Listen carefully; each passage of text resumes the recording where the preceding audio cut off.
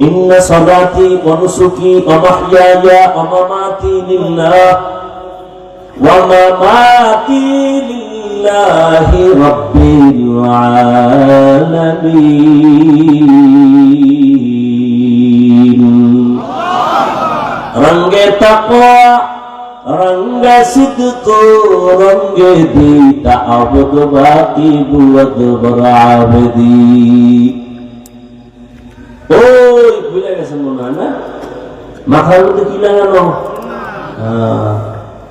বড় ওড়না লাগাইছে, পানি পায় না, চামড়ার মোজার সাথে ওড়নার একটা অংশ দিয়ে বেঁধে পানি পাইয়া কুকুরের পান করায় দিল। জাহান্নামী গুনাহগার নারী। কুকুরের পানিটা পান করানো মাত্র রহমতের নবী সাহাবাদেরকে শুনাইতেছে, ও সাহাবায়ে কেরাম, গায়বী একটা আওয়াজ, অদৃশ্যের একটা আওয়াজ আসছে, ও নারী, এই শুধু এতটুকু আমলের বরকতে তোমার জীবনের সব গুনাহগুলো মাফ। এর নাম ইখলাস। ব্যবসা করবো আল্লাহর জন্য, চাকরি করে আল্লাহর জন্য, বয়ান করবো আল্লাহর সন্তুষ্টির জন্য, বয়ান শুনবো আল্লাহর সন্তুষ্টির জন্য,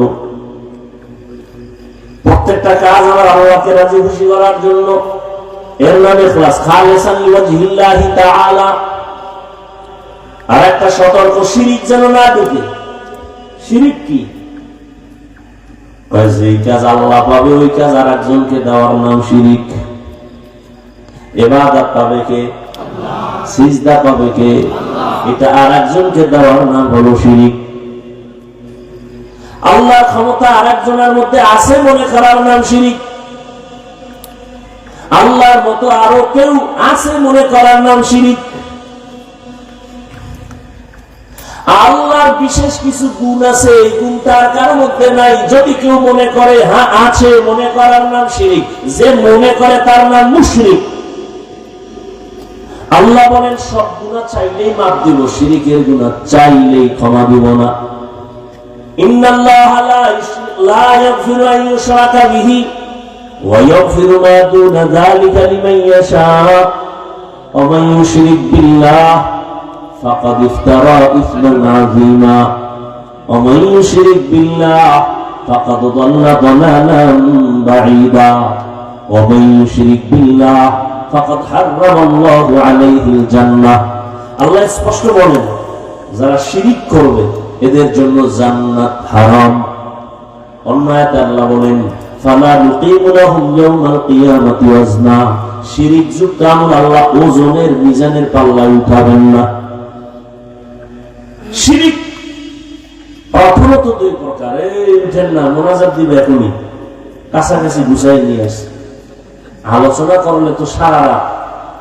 এটা এমনই এক জগৎ, কিয়ামত পর্যন্ত বয়ান চলবে, বয়ান চলবে, বক্তা আজ আসি আমি থাকবো না, আরেকজন আসবে, চলতে থাকবে, তৃপ্তি হবে না এই মুমিনের।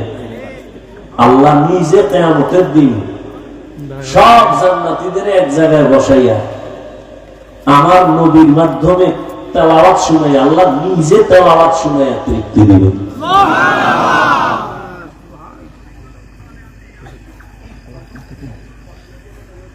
শিরিক প্রথমত দুই প্রকার, শিরিক ফি জাত, শিরিক ফি সিফাত। এই দুইটাকে ভিন্ন নামে বলে শিরকে আসগর, শিরকে আকবর। এইটাকে আরেক নামে বলে শিরকে জলি, শিরকে খফি। টোটাল শিরিক পাঁচ প্রকার। শিরিক ফিল ইবাদত, শিরিক ফিল হুকুম, শিরিক ফিল ইলম, শিরিক ফিস সামঈ ওয়াল বাসার, শিরিক ফিল কুদরা। এই পাঁচ প্রকার শিরিক। গায়বের ইলম কার? বলেন। কেউ যদি মনে করে আল্লাহ ছাড়া অন্য কেউ গায়ব জানে, মনে করার নাম শিরিক। যারা মনে করবে তারা মুশরিক। ও আমার ভাইরা, যুবক বাবারা, বৃদ্ধ বাবাজি, পর্দার আড়ালের মা বোনেরা, মূল কথা আমি যেটা বুঝাইতে চাই, আল্লাহ বিবেক দিয়েছেন, চিন্তা করবেন, যদি রবের মোলাকাত চান তো আমল লাগবে। আমাকে একটু জবাব দেন, নবীজির গুনাহ ছিল নি? সবাই একমত? নবীর মতো দামি কেউ আসেনি? সেই নবী নামাজ পড়ছেননি? কত ওয়াক্ত? বলেন বলেন। শুধু 5 ওয়াক্ত? ইশরাক পড়ছেন? আউয়াবিন, চাষ, তাহাজ্জুদ, সবাই একমত? সাহাবায়ে কেরাম পড়ছেন? পড়ছেন? আপনারা হেদের থেকে বড় বুজুর্গ না? হ্যাঁ, আপনারা কোন সূরা শিখাইছে যে বেশি আমল লাগে না? কোন সূরা শিখাইছে আপনারা? কোন বেঈমানে শিখাইছে আপনারা? বরং আপনারা জানেন কিয়ামতের ময়দানে, আপনারা না হাদিস শুনেন, সবাই হাদিস নিয়ে গবেষণা করেন, কিয়ামতের ময়দানে ফরজ ইবাদতের ঘাটতি পূরণ হবে নফলের দ্বারা। কি ওলামায়ে কেরাম সাক্ষী দেন নাই হাদিসে? ফরজ আমলে ঘাটতি আছে না নেই? এটা পূরণ হবে কি দিয়া? নফল দিয়ে।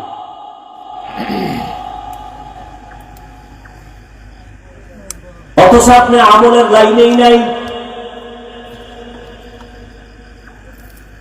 রহমতের নবীর আমলের বয়ান যদি করতে থাকি রাত পার হয়ে যাবে, এত পরিমাণ আমল করছেন রহমতের নবী আমার। রহমতের নবী নামাজে দাঁড়ায় থাকতে থাকতে পা মোবারক ফুলে যাইতো, হাত্তা তারিমা কাদামা। হাদিসের ইবারত, নবীর পা ফুলে গেছে। আম্মা জান আয়েশা বলেন, এত কষ্ট কেন করেন? রহমতের নবী বলেন, আফালা আকুনা আবদান শাকুরা। রহমতের নবী এত পরিমাণ নফল আমল যার আমল নামায় থাকবে, সে হবে হাসরের ময়দানে বাদশা।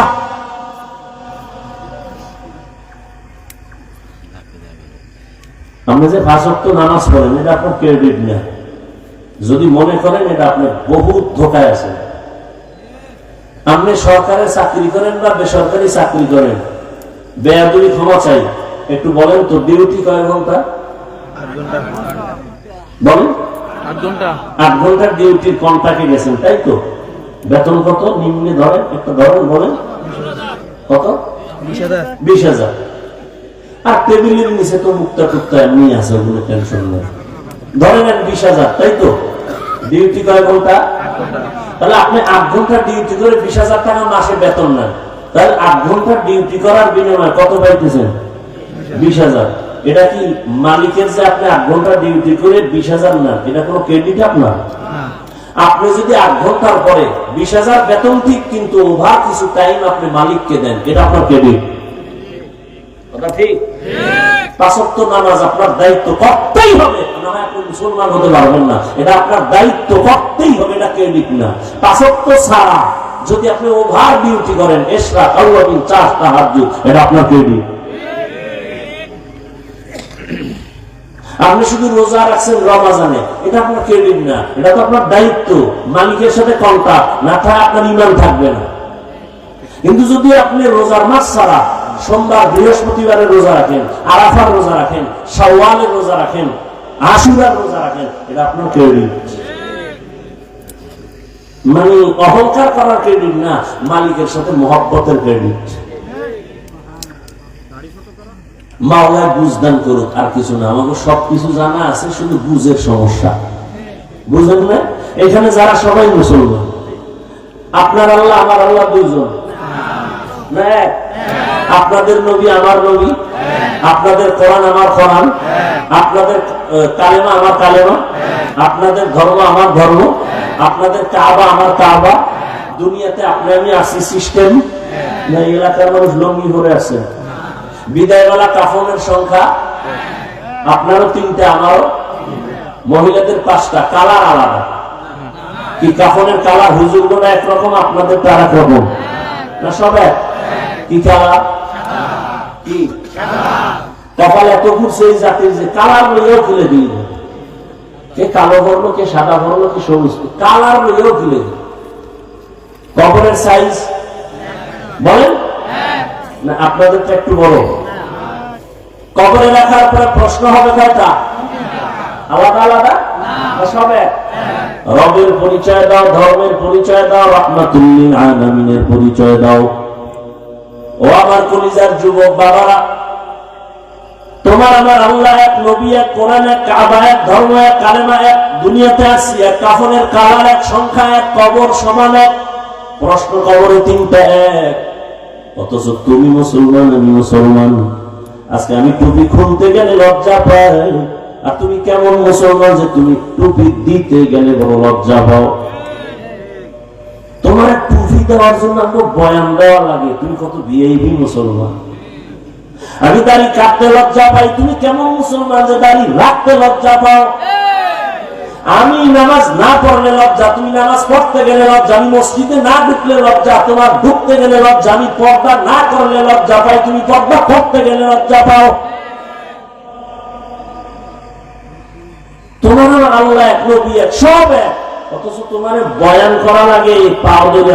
আমি একা, হাজার হাজার আলেমের বয়ান, তাবলীগের বয়ান, পীর মাশায়েখের বয়ান, জুমার খতিবের বয়ান, এরপরও ফলাফল জিরো। আফসোস, এই বয়ানগুলো যদি তোমার পিছনে না কইরা হিন্দু পাড়ায় যাইতাম, খ্রিস্টানের মিশনারিতে যাইতাম, ওরা সবগুলো 6 মাসের বয়ানে মদিনার পাগল হয়ে যেত। কিন্তু তুমি মুসলমানের মুসলমানি ঠিক করতে পারলাম না, পাও ধীরে ধীরে বুঝাই, রাগ করে বুঝাই না। দুই একটা কথা একটু গরম ভাবে বের হয়ে গেছে, বারবার বলি ভাইজান মাফ করে দেন, ভুল হইলে ক্ষমা চাই, মাওলার কাছে মোনাজাতে ক্ষমা চাই। এত বিনয়ের সাথে বয়ান করে বুঝাই, এরপরে দেখা যায় নামাজ পড়িয়াও সুদের ব্যবসা ছাড়ো না রে বাবা। নামাজ পড়ো ঘুষ খাও, নামাজ পড়ে মিথ্যা বলো, নামাজ পড়ে ভাইয়ের হক নষ্ট করো, বোনের হক নষ্ট করো, মা বাবার সাথে বেয়াদবি, নামাজ পড়ে আবার কোরআনের বিরুদ্ধে, ইসলামের বিরুদ্ধে, আলেমের বিরুদ্ধে লেখালেখি করো। বাবা বলো আর কতদিন? জীবনে তো গুনাহ কম করো না রে বাবা। আমি যে এতক্ষণ বয়ান শুনাইতেছি একবারও কিন্তু বলি নাই এই যুবকেরা আমার মতো পাস করলি লাগাও। আমি কওমি মাদ্রাসার তাজা সন্তান, তুমি কওমিতে যাও, একবারও বলি নাই। আমি তাবলীগের লাইনের সন্তান, আমি পীর সাহেবদের মুরিদ, আমি একবারও বলি নাই তুমি ওই লাইনে যাও। আমি কি বুঝাইতে চাই যে বাবা, আমার শেষ কথা হলো এটা খেয়াল করো যুবক বাবারা। তুমি স্কুলে পড়ো আলহামদুলিল্লাহ, কলেজে পড়ো আলহামদুলিল্লাহ, আমি দোয়া করে গেলাম তুমি ডাক্তার হও, ইঞ্জিনিয়ার হও, প্রফেসর হও, তুমি একজন কলামিস্ট হও, সাংবাদিক হও, তুমি একজন এমপি হও, তুমি ডিসি হও, এসপি হও, ওসি হও, তবে একটা ছোট দাবি, বেয়াদব হইও না, খবরদার। কি হইও না? এখন তুমি বলবা হাফিজ ভাই বেয়াদব হব না, তার ব্যাখ্যা কি? 1 নম্বর ব্যাখ্যা, বেয়াদবি করবা না মা বাবার সাথে, করলেই তোর মরণ, মরবি না, পঙ্গু হয়ে বিছানায় কাঁদবি। নাম্বার 2, শিক্ষকের সাথে বেয়াদবি যেন না হয়। নাম্বার 3, ওলামায়ে কেরাম মুরব্বির সাথে যেন বেয়াদবি না হয়। এই 3 জায়গা থেকে নিজেকে বাঁচায় যদি ডাক্তার হও, শুধু এই বাগেরহাটের ডাক্তার না, পুরা দেশের মধ্যে সুনাম সম্মান ওয়ালা ডাক্তার হইতে পারবা। যদি মা বাবার দোয়া নিয়া, শিক্ষকের দোয়া নিয়া, আলেমদের নেক নজর নিয়া প্রফেসর হও, ইঞ্জিনিয়ার হও, আদর্শমান ইঞ্জিনিয়ার, এই এলাকার না পুরা দেশের মধ্যে সুনাম, তোমার সম্মানের চেয়ার রেডি থাকবে তোমার জন্য। আর যদি বেয়াদবি করে ডাক্তার হও, তাহলে জুতা খাইয়া তাসলিমার মতো দেশ থেকে পালিয়ে যেতে হবে। এমবিবিএস ডাক্তার হইয়াও কিন্তু কত কপাল ঘুরছে, বোরকার বিরুদ্ধে বহু বয়ান কইরা কিন্তু শেষমেশ বোরকা ভরিয়েই ভালাইছে। আমাকে বরিশালে কয় না, যে যাকে নিন্দে সে তাকে ফিন্দে। যেই বোরকার বিরুদ্ধে বিষোদ্গার করলো সে তাসলিমা বোরকা ভরিয়া ভালাইল।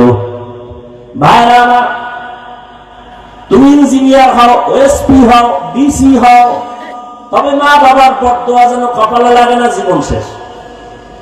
শিক্ষকের বদদোয়া যেন লাগে না, কারণ মা বাবার চোখের পানি আর দোয়া ছাড়া আল্লাহর কসম আমি চেয়ারে বসতে পারি নাই। তবে আমার আব্বা আম্মা বৈশা বৈশা বয়ান শিখায় নাই। আমার আব্বা আম্মা দোয়া করছেন কিন্তু বয়ান শিখাইছেন আমার ওস্তাদ শিক্ষক। কথা ঠিক নেই? আমি দস্তখত দিতে পারতাম না, শিখাইছেন কে? আমার শিক্ষক। অতএব যারা শিক্ষকের সাথে বেয়াদবি করবে ওরা লেখাপড়ার জগৎ থেকে হারিয়ে যাবে। রাস্তায় বহু পাগল দেখি মাঝে মাঝে, ল্যাংটা পাগল কিন্তু ইংলিশে কথা হয়। আরে পাগলের কি এবার ইংরেজি শিখলো নাকি? না না, খুঁজে দেখলাম ভালো ছাত্র ছিল, বেয়াদবি করার কারণে পাগল হয়ে গেছে। ও আমার যুবক বাবারা, মা বাবার দোয়া নিয়ে চলো, শিক্ষকের দোয়া নিয়ে চলো, উলামায়ে কেরামের নেক নজর দিয়ে চলো। এবার মনে মনে বলবো হাফিজ ভাই এটা কেমনি সম্ভব? এবার ডানে বামে একটু গভীর ভাবে নজর করো, খেয়াল করো, দেখো জীবনে কোনোদিন মাদ্রাসায় যায় না, আলিফ বাতা পড়ে নাই এমন যুবক, জেনারেল লাইনের যুবক, স্কুল কলেজে পড়িয়াও 5 বেলার নামাজি দাড়িওয়ালা, মিথ্যা বলবা না, সত্য বলবা, আসেনি? অশেষ। তোর কপালে হেদায়েত থাকলে ভাবি, নাইলে আবু জাহেল হয়ে যাবে। এতটুকু জবাব দিবি বিবেক দিয়া। তোমার মতো যুবক যদি জেনারেল লাইনে থাকে, স্কুল কলেজে পড়ে নামাজ পড়ে, তুমি পারো না কেন? বাস শেষ, এখানে অশেষ, তোমার কপাল ফিরে গেছে। তোমার মতো যুবক যদি র্যাব, আর্মি, পুলিশ, বিডিআর চাকরি করে, 5 ওয়াক্ত নামাজ পড়ে নাই, বলো বাবা তুমি কেন পারো না? আমি তো বলি না তুমি আমার মতো হুজুর হও, কোনো দরকার নেই। দেশে হুজুর এত বেশি, তোমার হুজুর হওয়ার দরকারই নেই। তোমার মতো যুবক নদীর মধ্যে মাছ ধরে, নামাজ পড়ে, তুমি কেন পারো না? রাস্তায় গাড়ি চালায় ড্রাইভার যুবক, নামাজ ছাড়ে না, বলো তুমি কেন পারো না? তোমার মতো যুবক ওসি, ডিসি, এসপি, উকিল, ব্যারিস্টার, 5 ওয়াক্ত নামাজি, তুমি কেন পারো না? তোমার মতো যুবক দেখো ময়দানে কৃষি কাজ করিও, নামাজ পড়ে, নামাজ ছাড়ে না, বলো তুমি কেন পারো না? মনে হয় মা বাবার পর দোয়া লাগছে, গুনার কারণে আল্লাহ বুঝি বেজার হয়ে গেছে। না হয় মোনাজাতে অনেকে কাঁদে, তোমার চোখে পানি আসে না কেন? কারণ কি? তোমার মধ্যে আল্লাহর ভয় নাই, তোমার মধ্যে আখিরাতের চিন্তা নাই। তুমি যে মরে যাওয়া খবরই নেই, তোমার চিন্তাই নেই যে তুমি মরে যাও। অথচ মরণের অস্ত্র লয়ে ঘুরতেছো অল টাইম, কখন জানি মরে যাও। খালি মরণের বুকে ব্যথা, রে ধর খাওয়ার টাইম মনে নেই। কেন? বলে গজবের মোবাইল হাতে নিয়ে বাঁচতে চাই যুবক বেশি দিন, কিন্তু গজবের মোবাইল নিয়ে দ্রুত মরার অস্ত্র নিয়ে ঘুরে। মোবাইল তোমাকে দ্রুত মেরে ফেলবে, অকাল মরণ। খানা গ্রামে অকাল মরণ, এই মোবাইল ওয়ালাদের অকাল মরণ হবে, অকাল। কিডনি শেষ, খবর নেই। এই গাঁজা খাইয়া বলছি মনে করিস না, যুবকদেরকে বলছি, বাসায় যে গুগলে সার্চ দিবি, টাচ মোবাইল দেখলে শরীরের অঙ্গ প্রত্যঙ্গের কি কি ক্ষতি হয়। কিডনি দুর্বল হচ্ছে, খবর নাই। হার্ট দুর্বল হয়ে যাইতেছে, খবর নাই। চোখের পাওয়ার কমতেছে, খবর নাই। কানের পাওয়ার কমতেছে, খবর নাই। চরিত্র নষ্ট, খবর নাই। লেখাপড়া ধ্বংস হয়ে গেছে, খবর নাই। মায়ের সাথে বেয়াদবি এই মোবাইলের কারণে, বাবার সাথে বেয়াদবি, শিক্ষকের সাথে বেয়াদবি, আলেমের সাথে বেয়াদবি, শুধুই একটা মোবাইলের কারণে। যুবক বাবারা বুঝাবার জন্য বলছি।